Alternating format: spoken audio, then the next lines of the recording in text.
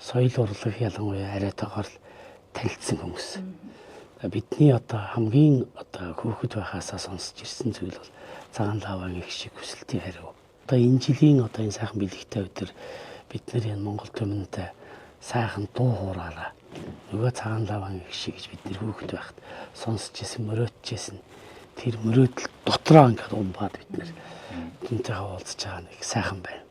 Энэ Цагаан лаван их шигээр явсан дуу хуур дамжуулаад яадаг бол тээврийн жолоочийн хавинаар дамжаад Монголын орон бүхнээр ингээд дуулаад жолоочтойгоо хамт дуулаад ингээд тойрч ирсэн.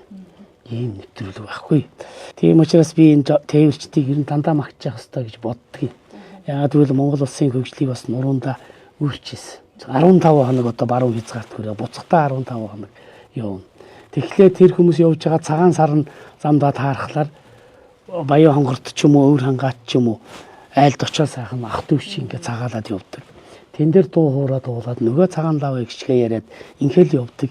Ийм сайхан одоо орчин дунд бид нар өссөн учраас тэрүүгээ мартахгүй ингэж дандаа санаанд орсож явж байгаа. Тэр нь дуу хоорондоо шингээд төмөнд хүрч байгаа юм аа. Зохиолч, яруу найрагч Жаргал сайхны үг аялгау тээвэрчдийн алдар. Дуучин соёлын тэргүүн ажилтан Энх тайван.